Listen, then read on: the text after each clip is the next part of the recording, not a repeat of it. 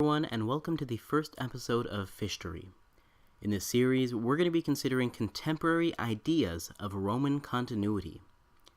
We'll be discussing the role of the Roman idea and early Western considerations on the concept of continuity in Translatio Imperii, how the early medieval Christians understood the role of the state, and how this view was influenced by interpretations of biblical prophecy, and finally, how a sense of Romanitas assisted in the formation of a new Latin West. So to begin today, we're going to simply be talking about what individuals thought in the West about the fall of Rome. Oftentimes, people studying history look at 476 as the end of the empire. We have Romulus Augustulus abandoning his august throne, and it's usually considered a hard break in the West with Rome, but was this a case for individuals living at that time, for Romans, really? Did they cease to be Roman? Well, why don't we take a look at Garrett Mattingly's Renaissance Diplomacy. Now, in this, he discusses people about 1,000 years later, but it gives a good sense of the persistence and perseverance of the Roman idea. He says, besides thinking of themselves as Christians, the people of Latin Christendom also thought of themselves, more or less consciously, as Romans.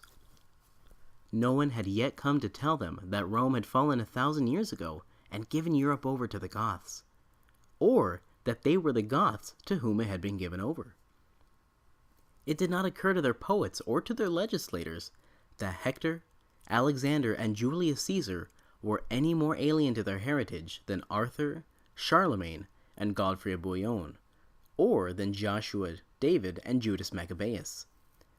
Especially around the Mediterranean, where classical reminiscence was strongest, lawyers and Ghibelline intellectuals liked to speak of the people of Christendom as the Roman people, the Populus Romanus. But Germany also, even those parts of Germany where no Roman legion had ever tarried, knew its king as Roman emperor, and continued to elect him on the plea that to allow the throne of Caesar and the temporal lordship of the world to pass by inheritance, like a farm, was unbecoming its peculiar dignity. Equally in France and Britain and Spain, where the kings acknowledged no imperial suzerain, men felt the tug of the imperial past, and traced their national histories to ancient Rome. Even in Ireland, and among Norwegian fjords, and on the Polish plain, literate Celts and Norse and Slavs, whose ancestors had never seen the eagles, thought of themselves as belonging somehow to the world, not merely of papal, but also of imperial Rome. Yes, this kind of common bond that persisted in all Roman Catholic and Christian areas following the fall of the actual Roman Empire in the West allowed for this sense of Romanitas, this Roman identity to continue. Especially as the state started to break apart, its bureaucracy was slowly being replaced by the new apparatus of the church. In many ways, the Catholic Church emulated Roman functionings of state, so that when the political institution and Romulus Augustulus passed his powers back to the Senate and over to his counterpart in the Eastern Empire, the church really stood in place of that state bureaucracy, of the spiritual leadership, and because of that, they could still identify themselves as being connected with the Roman past. Now, while not necessarily consciously doing so, this allowed for a continuity of the Roman idea.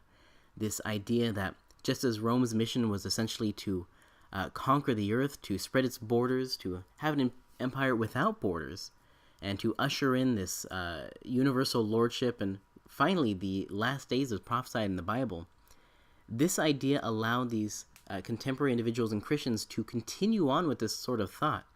It was unthinkable for the medieval and late classical man to dispense with the idea of a universal Rome, and therefore a universal religion with that state. Yes, notice that line. Besides thinking of themselves as Christians, the people of Latin Christendom also thought of themselves, more or less consciously, as Romans. Yes, no matter where they went, they continued to espouse Latin as a liturgical, as a judicial, and finally as a legislative language.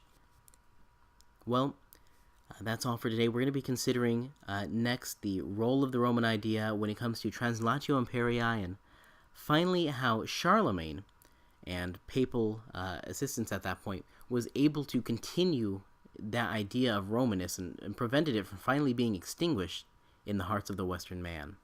So, thank you for listening to Fishtory. Once again, my name is Fisher Riley Bolzac. Thanks for listening, and we'll see you next time.